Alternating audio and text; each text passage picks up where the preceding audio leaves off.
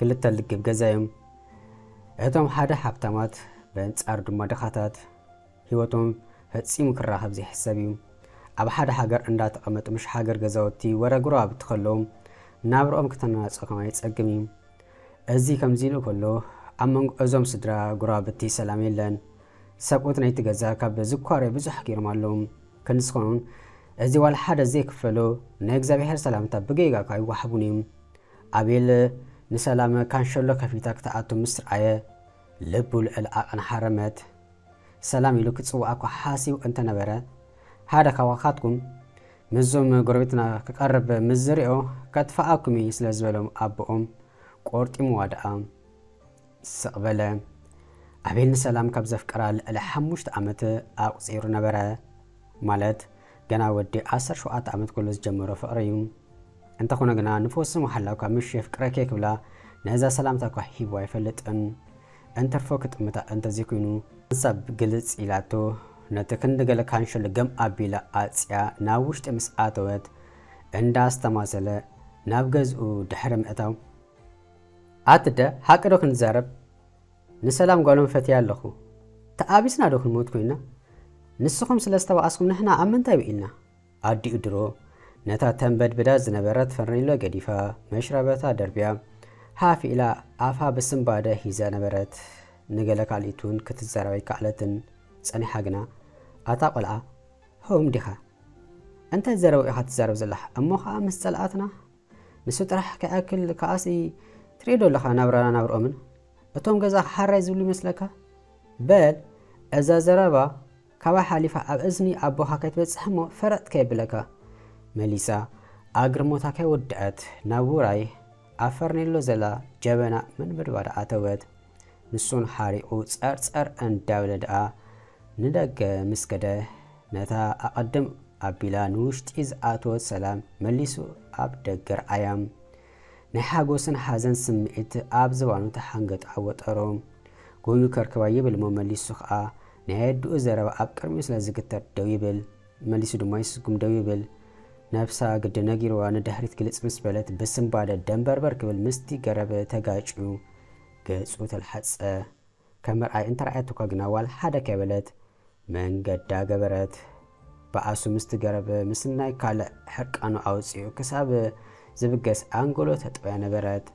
ክላእ ብምባል ነቲ ሓቕቑ ዝነበረ ጫምኡ መሊሱ ምስቲ መሬት እንዳጋጮ ሓረመ ኣሓቐቐሙ ኣንፈቱ ጠብዩ ካብቲ ከባቢ ተሰውረ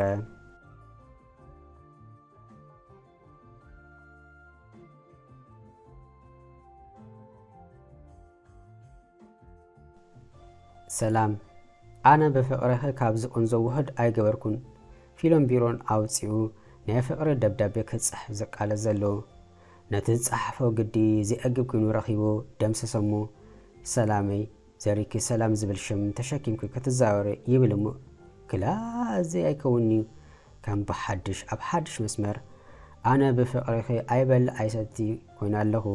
ከይተረዳእኒ ብኣጸቦ ጥሜት ጭንቀት ካልእን ምማተይ ገላግልኒ ክላ ብቀደሙስ እንታይ ጥዑይ ዝብላዕ ረኺብና ኢና እዚ ኣይከውኒ ኣታ እንታይ ኢለ ክጽሕፈላ ፈጺመ እምበር ድፍረት ቃላት ስኢነ ኣእሚቑ ደጋጊሙ ድሕሪ ምስትንፋስ ንገለ 5 ደቓይቕ ክሓስብ ድሕሪ ምጽናሕ ሓድሽ ፊሎ ካብቲ ጥራዝ ቀዲዱ ሰላም ሓፍተ ዝበልክ በሊ ከም ዝሓሰብክ ሕሰብ እዩ ኣነ በቃ ኣፍቂረ ክለኹ ምፍቃድ ጥራሕ ኣይኮነን ተጸሊል ክለኹ ጨርቀይ ምድርባ ጥራሕ ተሪፉኒ ዝሐዊ ዝምሕር ዝቐትል ዘተርፍ ብዓብዪ ፈጣሪ እኳ እንተኾነ ኣብ ሰዓት ግና ንስኺ ኢኺ ስለዚ ኣነውን በጃኺ የፍቅረከ ይበልኒ ካብ ኣቤል ዝብል ጽሒፉ ምስ ወድአ ኣብ 4 ቦታ ኣጸፈሞ ትወጻሉ ተኣተሉ ሰዓት ኣጸቢቑ ስለ ዝፈልጥ ሰዓቱ ሓልዩ በቲ ናይ ካንሸሎ መዓጾ ብታሕቲ ንውሽጢ ገጹ ይእቲ እሊበለ ገለ ክትብለና ኢሉ ብምሕሳብ ብርሕቆ ክትመጽእ ምስ ረኣየ መንገዱ ናብ ኣንፈታ ኣመዓራርዩ ሸናዕ እንተበለ እኳ ሓንቲ ቆልሓታ ጥራሕ ኣጥዕም ኣቢላቶ ረጊጻቶ ደኣ ሓለፈት ኩሉ ምሉ ፍርሓት ኣይትበል እንታይ ክትብለና ዝብል ተሓይሾ ዝጸንሐ ወዲ ሕርቃኑ ክቋጸር ኣይከኣለን ከምዚ ዝነኣቶ ኮይኑ ስለ ዝተሰምዖ ብጣዕሚ ኣስተማሰለ ብካባ ዘይጽሓፍ ኩላ ብኻ ዘይገደፍ ኩላ እንዳበለ ልዕሊ ኣቕማ ዝተማሰለ ነገራት ምስ ጽልኢ ናይ ስድሮኦም ዘይኮነ ኣተሓይዞ እንታይ ደኣ ምስ ትሕዝቶኦም ደክነትና እዩ ዝጻወተልና ዘሎ እንዳበለ ቆዚሙ ሕሩርኩም ትሪኡ በቃ ተቃጺሉ ንቅድሚኡ ደኣ ኣበለ 10 ግዜ ብፍቕሪ ይኸውን ደጊሙ ደጋጊሙ ኣብ መንገዲ እንተረኸባ እኳ እንተርፎ ሓንሳብ ጠሚታቶ ምሕላፍ ግና ዋላ ሓደ ክትዛረብ ስለ ዘይሰምዐ ኣብ መበል 11 መዓልቲ ዘላ ኣብ ኣላ ኢሉ ደው ኣበላ የማን ጸጋም ኣቅባ ሕብሕት እሞ እንታይ ኮንካ ክትብል ተዛረበቶ ተኺሉ ናብ ሕቱ ኣትዩ ኣንቢብክዮ ዶ ነይ ዘንብቦ ነቲ ኣብ ካንሸለኹም ዝኣተኾ ንኣኺለ ዝጸሓፍኮ ፊልም እምበር ነይ ደኣ ናይ ምንታይ ፊልም እዚ ኸ ኣይጸንሓንን ሓስያ ስለ ዝመሰለቶ ወይ ዝፈታው ጓል ኮይና እምበር ብጽፍኢት እንተዘላ ድላይ ምጸልአ ኣይትላገጽ እንዶ ሓቂ እንዶ ተዛረቢ ጦይ ዲ ሓሕሙ ኣይጸንሓንን ምሽ ይብለካ ኣለኹ በጃኻ ባባ ከይርአና እሞ ከይቀትለኒ ግደፈኒ ክኸይድ ገዲፋቶ ብደው ከደት ዋላ እኳ ብደው ብኣይኑ የፋኖ እንተነበረ ካብ ሕሳብ ግና የምለጠን ኣይረኸበቶም ማለት ድዩ ኣይሽኡ እንድያ ግዲ ወፅያ ትበጥረመላ ያላ ማለት ድዩ ኣታ ንመጀመርታ ግዜ ኣፍቂረስ ዘይኮን ሰብ ከፍቅር እንዳስተማሰለ ካብ ቅድሚኡ ክሳብ ትስውር ክዕዘባ ድሕሪ ምጽናሕ ጫምኡ ምስ መሬት ኣጋጭዩ እንዳንጸርጸረ ብመርፍዕ ጠሾቅ ከም ዘበልዎ ፈረስ ነፊጹ ካብቲ ከባቢ ተሰውረ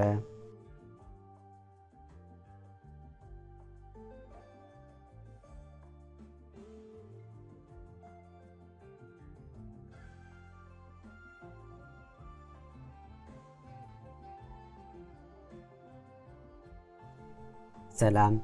ኣብ መደቀሲ ክፍላ ከላ መዓጾ ተኳሕኩሕሙ ሰራሕተኛ ገጾን ከፊታ ድሕሪ ምእታው እንተ ዘይተጋጊ ፊልዮ ገለመለ ክትብሉ ዶ ሰምዒ እዚኣ ዶ ትኸውን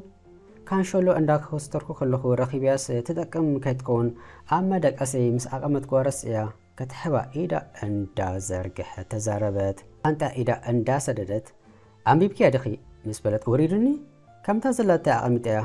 ሃራይ ክትከደ ትኽእል ኢኺ ምስ በለታ መሰስ ኢላ ወፀት በተሓዋክ ሰላም ብወገና ናብ ምባቕ ኣተወት ኣንቢባ ምስ ወደአት ብሕቋ በመድቃስ ኣብ ኣፍ ልባ ነቲ ወረቐት ኣንቢራ ለዓሊ እንዳጠመተት ኣብ ሓሳብ ጣሓለት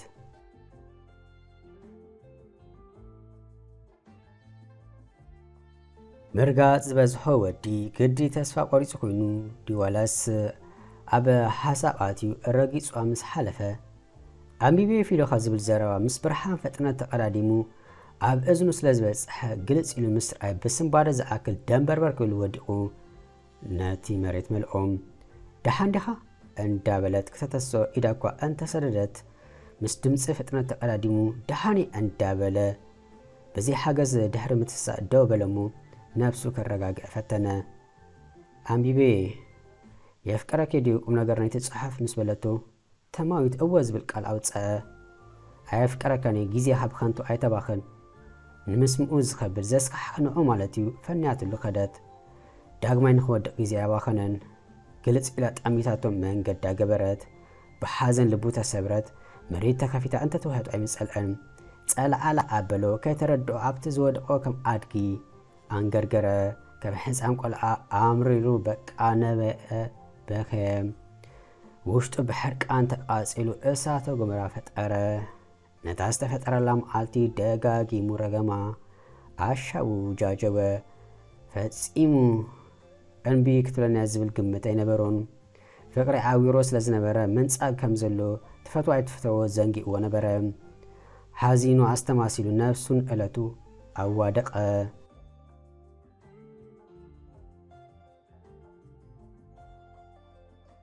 ኣብታ ናይ ገዛውቶም እምርቲ ድኳን ንሱ ክወፅእ ንሳ ክትኣቱ ጎፍ ንጎፍ ተባሓሉ ከምቲ ዘፍቀራ እንተ ናይ ባሓቅሉ ካብ ክሳን ልዓሊ ጸሊእዋ ጎኒፅዋ ዘረባ ከያምለቐ ናብ ገዝኡ ደኣ ከም እርጋን ዘርከቦ ከልቢ ገፈፍ ገፈፍ እንዳብለ ኣበለ ነድሕሪት ተመሊሳ ካብ ቅድሚኣ ክሳብ ዝስወር ኣፋንያ ዝተለኣከቶ ገዲፋ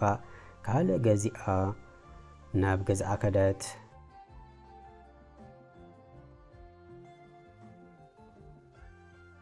ኣቤል ንኣሃከ ኣይረኣኻን ማለት ድዩ ሓቀይ ነዛ ክትጥምተን ጸሊእኻን ኣለኻ እንታይ ኮንከ ኢኻ ካልእ ሲተረፍከም ናይ ቀደምካ ዘይጥምተኒ ከስተብሕለልካ እንደቀኒ ገሪሙንከ እዩ ንይምሰሊኻ ደኣ የፍቅረኪ ዶ ገለመለ ዝበልካኒ ልበይ ሓሲኽ እዩ ልበይ ሰርኪዮ ደኣ እንታይ ክጥምተልኪ ኣቲ ሰላም ድፍረስ ኢነውኪ ኣብ ወረቐት ፍቕረይ ገሊጸ ምፍቃር እንተበለኺ ተራ ምፍቃር ድመሲልክ ኣቲ 5 ዓመት ዝገበረ ፍቅሪ ኮ ተሓሲየ በዲልክኒ ከመይ ኢለ ክጥምተኪ እሞ ናይ 5 ዓመት ፍቅሪ ብሓንቲ ሕቶ ዲኻ ክተበቀ ደጊምካ ዘይተሓትት ዘይትስሊ ዘይትርብዕ ዘይትመላለስ ድሓር ድማ ኣነ ከም ዘፍቅረካ ርጉፅ ጌርካ ኢልኻ ማዕረክ እንደዚ ነብስኻ ተዋድቕ ግድን እንደ ከፍቅረካ ኣለኒ ማለት ድዩ ብዝኾነ ካባይ እንታይ ኢኻ ትደሊ ሕጂ ኣነ ትሰራቢልካ ንገረኒ ኣቲ ሰላም ካባኸ ደኣ ፍቕሪ የፍቅረከ ምባል ኣባሓወይ ሓቂ ዶ ክዛረብ ንስኻ 5 ዓመት ትብል ኣለኻ ናተይ ግና 8-9 ዓመት ክኸውን ይኽእል እዩ ካብ ዝፈትወካ ጸንሒ ድማ ልዕሊ ዓቐን ኣፍቂር ግና ናይ ኣቦይ ዘረባ ኣይትስምዐየ ምሸት ምዚኦም ገዛ ሓደኹም ከይርኢኩም እንዳበለ ዘፈራርሓና እንታይ ክገብር ኢልካኒ ድሌተይ ብሓግታተይ ቀቢረ እንዳፈተኹኻ ክንሰይ ንነብሰይ ቀፂዐ ይነብር ነይረ ንስኻ እውን ከም ትፈትወኒ ኣጸቢቐ ይፈልጥ እንተኾነ ግና እንዳፈለጠ ዝደቀሰ ዝበሃል ምሻለ በቃ ኣነ እውን ልዕሊ ዓቐን ኣፍቂረካ ኣነ እውን ልዕሊ ዓቐን ዝፈተኮ ኢላ ኣብ ሕፍኦ ክትሽጎጥን ተሪራ ተሓዛ ፍሬኖ መኪና ክሰምዑ ሓደ ስለ ዝኾነ ብስምባደ ክልቲኦም ግልጽ ምስ በሉ ኣቦኣ ማዓጾ ከፊቱ ክወርድ ስለ ዝረኣዩ ክልቲኦም እግሪ ኣውፅእን ከይተረድኦም ኢድ ንኢድ ተተሓሒዞም ጉያም 10 ደቂቕ ዝኸውን ምስ ጎዩ ሳንቦኦም ተተኪሰን ክወፅኣ ስለ ዝደለያ ክልቲኦም ደው ድሕሪ ምባል የእደዎም ኣብርኮም ኣደጊፎም ድንን ድሕሪ ምባል ኣንቃ እንዳስተንፈሱ ኣብቲ መንደቕ ፀጊ ኢሎም ረፍዓ ድሕሪ ምባል ኢድ ንኢድ ተተሓሒዞም ብሰሓቅ ገርትንበሉ ዋላ እኳ ሰንቢዶም እንተነበሩ የግዳስ ሓጎሶም ሰማይ ጠቀስ ህንፃ ሰሪሑ ስለ ዝነበረ ብኡ ተኣብሊሉ እዩ ኣብታ ሰዓት ኣብ ዓለም ሕጉሳት ሰባት ንሳቶም እዩ ናይ ክልቲኦም ፍሽክታ ተደማሚሩ መከፋፈሊ ፍሽክታ ንዓለም ኩሉ ዘባፅሕ ዓብዪ ፋብሪካ ምስ ኮነ ብሓተኦም ቅሳኒት ይፈጥረልካ ሰብ ዝደልዩ ነገር ክረክብ ክንደይ ሰናይ ነገር እዩ ምስ ፍቅሮም ከሎ ተበዲሎም ተሓሲም ፀኒሖም ሃጊም ከሪሞም ሓቂፉ ኣብ መንከቡ ኣፀግኣ ኣፍ ኣውፅኦም ወይ ተቀራሪቦም ፍቅሮም እንተዘይተገላለፁ እንተዘይስተማቐሩ እኳ በመንፈሶም ይዕልሉ ስለ ዝነበሩ ክወሓዱ ማይን ፀባን ክኾኑ ጊዜ ኣይወሰዱን ኣብታ ሰዓት ናይ ስድሮኦም ነገር ዘገድሶም ኣይነበረን ይስሕቁ ሒስምስ ይብሉ የአዳውን ግንባር ይምሳዕሙ ገለ ፀኒሓ ግና ሰላም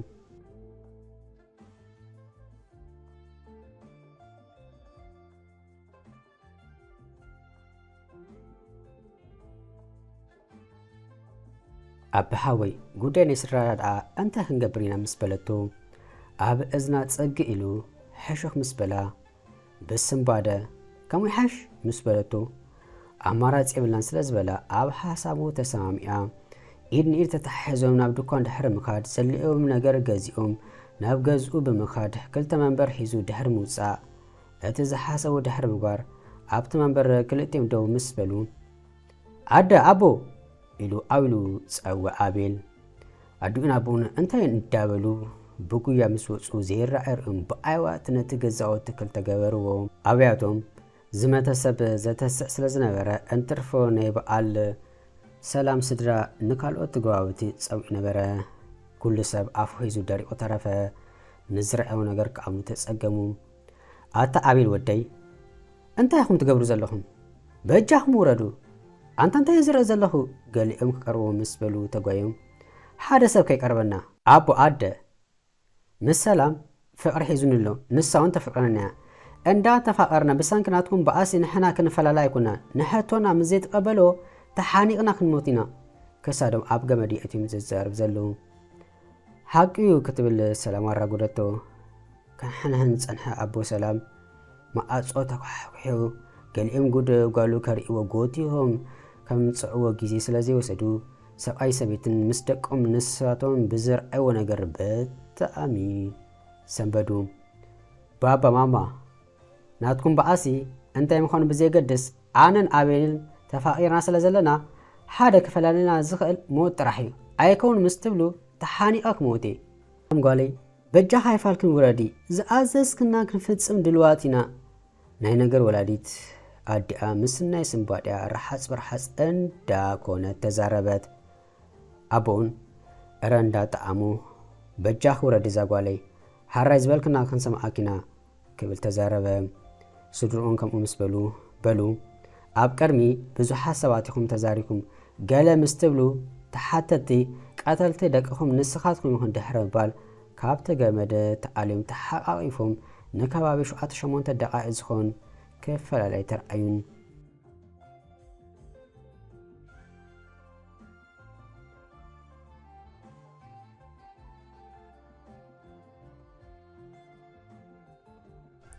مجمرتا كبرت يحبلي رئيكم علىكم هذا أبي زبالة سبعي كابتم كتاعر أزمسك الزارب جمرة بعاسي حركانن هنا ترجمي بلون كبعاس الإيه زركب ولا حدا قمنا جريلن دقيم نسخاتكم قربايتهم مس قربيتو سلام زبلو سبدما أين بريز نبر بعاسكم بنيشت نجر جميرو أن عويك مسيس أنهم بعانتهم تحدا نتحدا حرقت أنت زجبر نيرو نزي عمتات بكانتو عمت فعكم من بزخانة زي السحابكم مريت عند حقي التحقي أب مني بزي قدس دانيا بقون عجباب فريدكم انديو كابكون أنا تفرّي تقابلكم بسلام أكند تنبرو كتجرّج وحقيكم سألا بروخات دقهم جنا نأرك دلوقت سلسكونكم كم بلامبر أيتخاون سلازي فتأري زحلف عرسيو نمت عيف أرخم أنت أنا كدللكم هيدا أيقرأ تبحلو مسبلهم أبو سلام